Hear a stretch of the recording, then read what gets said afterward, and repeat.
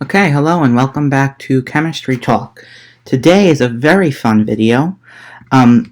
We'll be doing colligative properties of electrolytes, and we'll be talking about osmotic pressure. Two things that can be challenging, and the more challenging, the more fun I have, so this is going to be a very fun video. Okay, so what is the difference between an electrolyte and a non-electrolyte? Why do you have to have two videos on colligative properties, one with electrolytes, one with non-electrolytes? Well, solutes can be classified by whether they dissociate into ions. So if you have an electrolyte, you're having a compound that dissociates into ions. That's an ionic compound. But non-electrolytes, you're looking at compounds that don't dissociate into ions, and those are covalent. So if I have sodium chloride, that's an electrolyte. So I can write a net ionic equation. Sodium will dissociate into sodium ions and chlorine ions. So when you have an electrolyte, when you're calculating the freezing point and boiling points, you must take into account the fact that they dissociate into ions. And that's where we got the Van Hoff factor. The Van Hoff factor, also abbreviated VHF, is the amount of solute particles produced per solute molecule. And the higher the Van Hoff factor, the greater the impact on the colligative properties. The Van Hoff factor is always abbreviated as I. Okay, that's the abbreviation. So if I am looking for the Van Hoff factor of sodium chloride, well, sodium chloride dissociates into a single sodium ion and a single chlorine ion. So the Van Hoff factor would be 2. You have one sodium and you have one chlorine. So Van Hoff factor is 2. So we need to take that into account if we're going to calculate the boiling point or freezing point of a sodium chloride solution.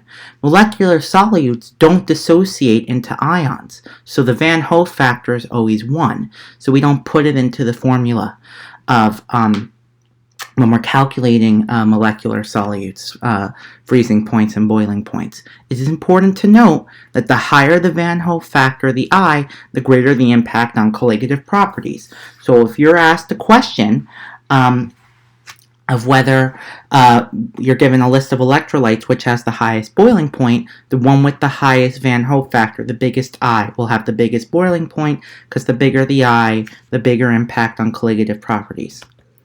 So this is just more about Van Hoff factors. Ionic solutes have Van Hoff factors that correlate to the ions present. So we talked about sodium chloride, the Van Hoff factors too, but let's look at another one, aluminum nitrate. Okay, you get 1 aluminum ion per every mole of aluminum nitrate, but you get 3 nitrate ions. So the Van Hoff factor is 4, 1 aluminum and 3 nitrate. So if you're comparing sodium chloride with aluminum nitrate would have the higher boiling point. So a given quantity of aluminum nitrate will have 4 times the impact of a molecular solute, but 2 times the impact of sodium chloride on the vapor pressure, because you get 2 times 2 is 4, so it's 2 times the impact, but it's 4 times the impact of a molecular solute because the I factor of a molecular solute is 1. So this is a pretty important concept. Now, when we're looking at the boiling point depression and freezing point depression of electrolytes, we add one more thing into the formula. So the boiling point depression elevation of a electrolyte is the molality times the boiling point elevation constant, and then we add the I factor, the Van Hoff factor. That's the only difference. You just have to take into account the Van Hoff factor. If you're looking at the freezing point depression, same thing. Molality, freezing point depression constant times the Van Hoff factor I. So you got to be careful if you're given a mixed ball of problems. You got to look at whether you're given an electrolyte or a non-electrolyte. All right, osmotic pressure. So this could be classified as another colligative property. Osmosis is more of a biological term. It's the passing of a solvent into a solution by passing through a membrane. Now, the osmotic pressure is directly proportional to the molarity of the solution, the Van Hoff factor, and the temperature. Temperature has to be in Kelvin. Kelvin's just another, no, Kelvin is not, Kelvin's not a name. Kelvin's another type of temperature, and you need to have the temperature in Kelvin to calculate osmotic pressure. Important to note here, look at this.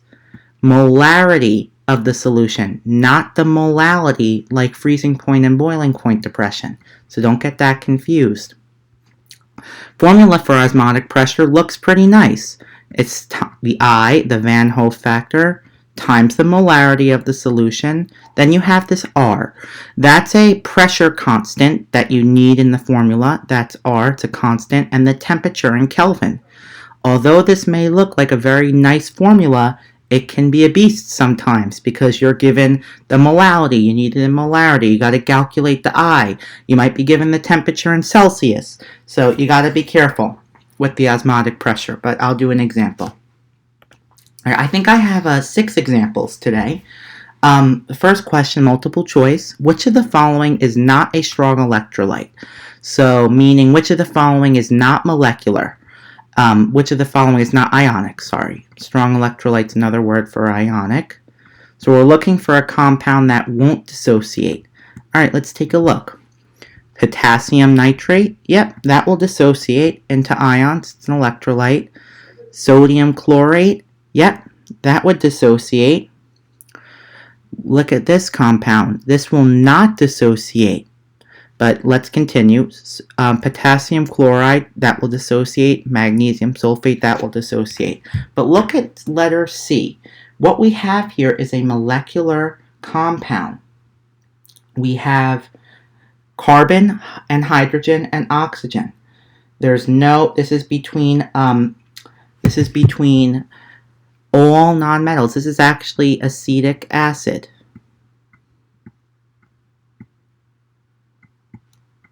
And acetic acid is an exception to the rule. That looks terrible.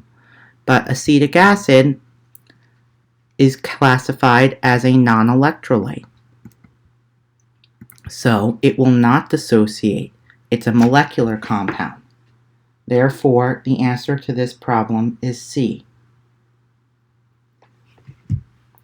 Another way to write acetic acid is CH3. That's an H. Wow. My pen is not cooperating today. Another way to write that is CH3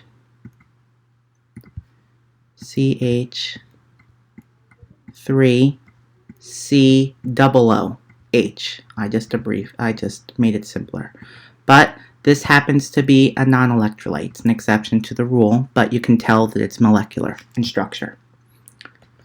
All right, which of the following has the greatest Van Hoff factor? So we're looking for how it dissociates. All right, sodium chloride dissociates into sodium ion and into a chlorine ion. So I've already talked about this one a lot. The Van Hoff factor here, the I factor, is going to be 2. This is glucose. That's not going to dissociate because it's not an electrolyte, so it doesn't have a Van Hoff factor. Its Van Hoff factor is 1. Magnesium chloride, okay. Magnesium chloride is going to dissociate into a magnesium ion plus 2 here and into 2 chlorine ions. So Van Hoff factor I here is 3. 2 chlorine and 1 magnesium.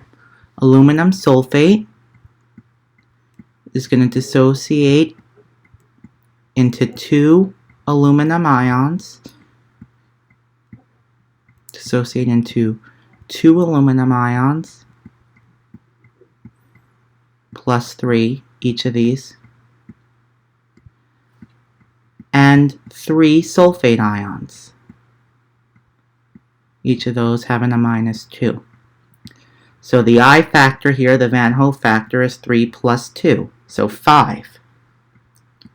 And here, calcium carbonate would just dissociate into calcium plus 2. And carbonate, which is minus 2. So I here is 2. So our answer here is going to be aluminum sulfate. has an I factor of 5, the greatest I factor. Alright, another multiple choice question. Wow, I was very generous here.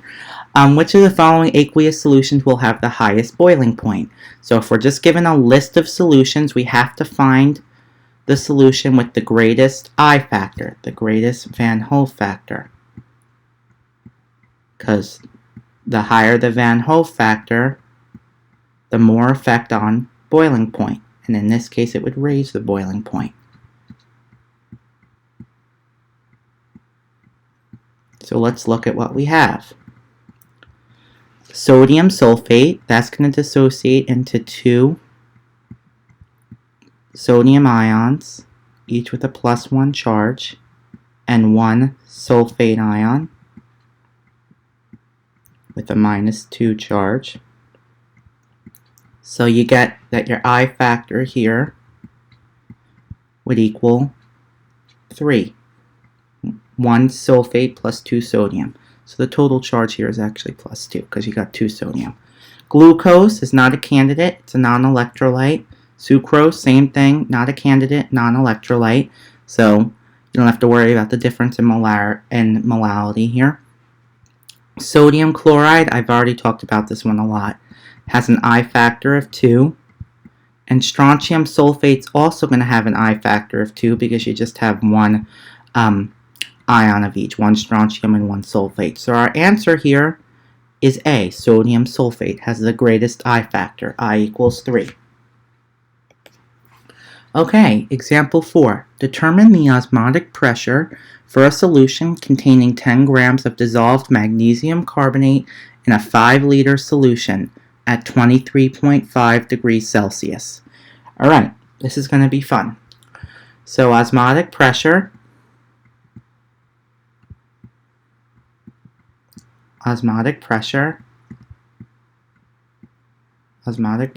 equals the Van Hoff factor, I, times the molarity of the solution, put this in all in parentheses, times the molarity of the solution, times R, the gas constant, times temperature. So, looks like we need to find the molarity of the solution first. If you recall, molarity is a concentration expression, and it equals moles of solute per liter of solution. Now, I gave you the liters of solution. That's 5 liters. Well, I'll put the liters of solution here. Over liters of solution. So I gave you the liters of solution,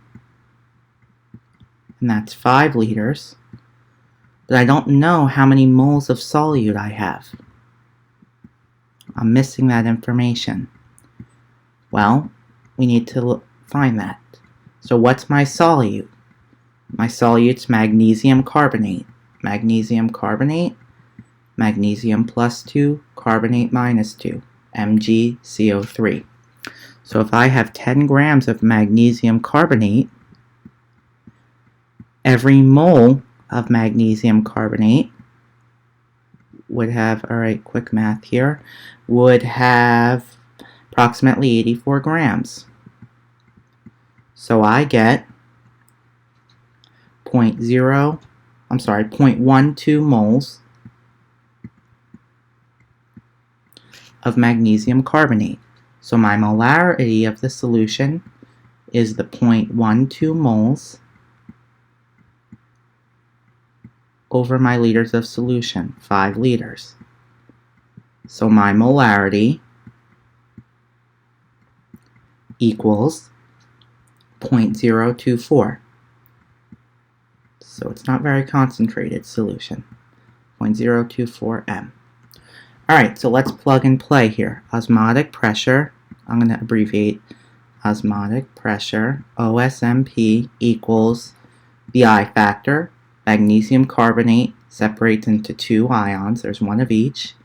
The molarity, 0.024. The gas constant, which is always 0.0821, and the temperature. Well, Houston, we have a problem because the temperature is in Celsius. We need the temperature in Kelvin. So to get the temperature in Kelvin, it's Celsius plus 273.15, and that will equal your Kelvin. That's just a standard formula. So temperature in Kelvin, 23.5 plus 273.1. So your temperature in Kelvin is going to equal 296.6 degrees Kelvin. So your osmotic pressure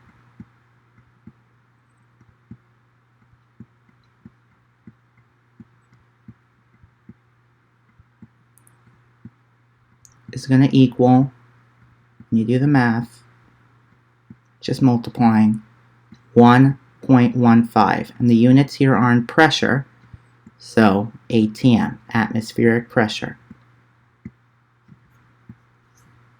And that's your answer. It's a lot of work there, but it looks like a little simple formula, but it can be complicated. Okay, what is the freezing point of a 2 molar solution of calcium chloride in 750 grams of water? Okay, well, we know that the freezing point depression of an electrolyte, calcium chloride is an electrolyte, is the molality of the solution, molality, times the freezing point depression constant times the I factor, I. I gave you the molarity of the solution. You need the molality. So a 2 molar solution of calcium chloride means for every liter of solution, you have 2 moles of calcium chloride. So that's all we need, the 2 moles. Molality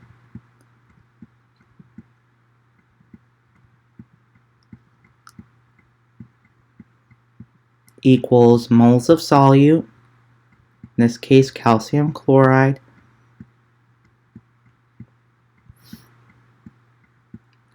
over liters of solution. Sorry, that's molarity. Molality equals moles of solute over kilograms of solvent.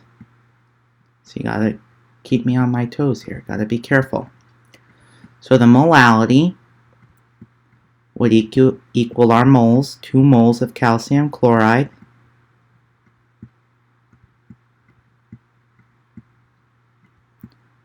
and over our kilograms of solvent, which is water. So that would be 0.750 kilograms of water.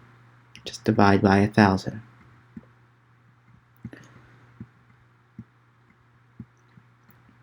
So our molality, do the math here, equals 2.67 moles per kilogram.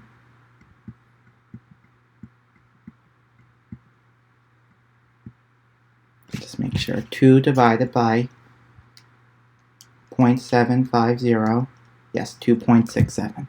So now we just need to plug in our formula. Freezing point depression equals the molality, which we just found, 2.67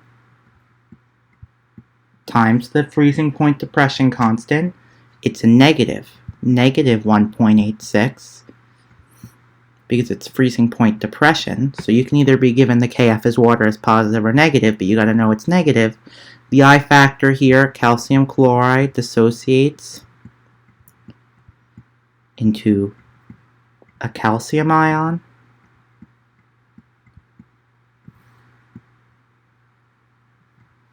oh, that looks bad. A calcium ion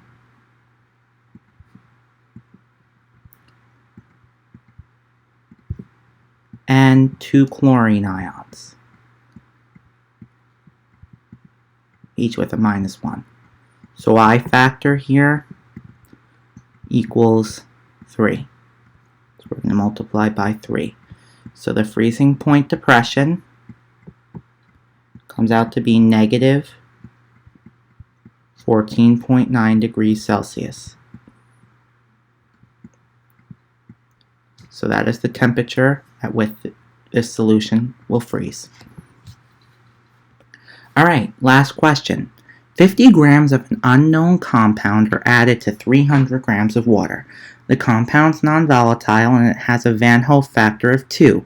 It's determined that the solution has a freezing point of negative 2.5 degrees Celsius.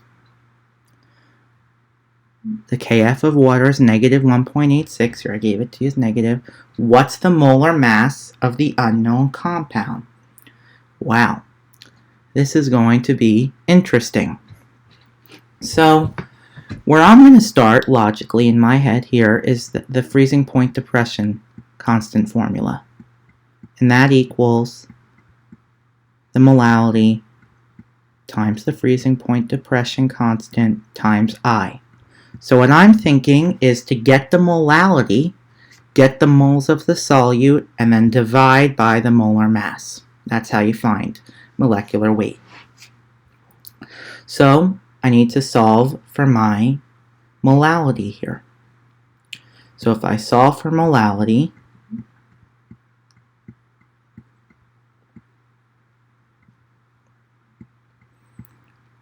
I get the freezing point over the freezing point depression constant over I equals my molality.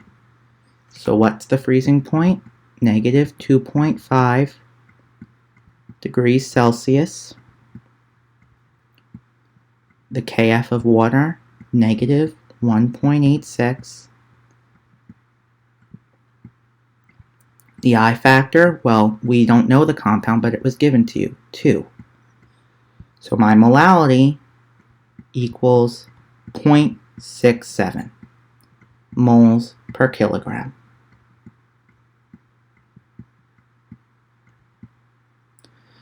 Well, that is helpful because my molality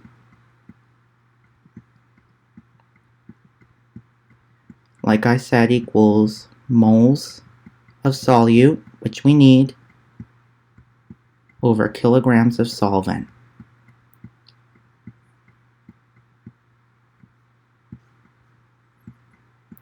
Our solvent here is water, and we have the mass of water. It's 300 grams.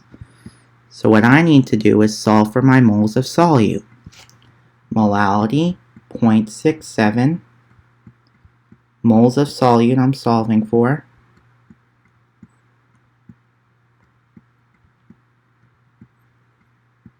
And my kilograms of solvent is 0.30. Divide 300 grams by 1,000. You get 0.30. So I cross multiply here. 0.67 times 0.300 will give me my moles of solute. And I have 0.201 moles of solute. Alright, almost there. Molecular weight, or molar mass, call it molar mass, is the grams of the substance over the moles. So molar mass equals grams over moles. I have 50 grams of my unknown compound, and the moles we just found, 0.201 moles. So when you do the division, you get the molecular weight of the compound to be 248.1 grams per mole. And that is the molar mass of this compound, this unknown compound. And that is our answer.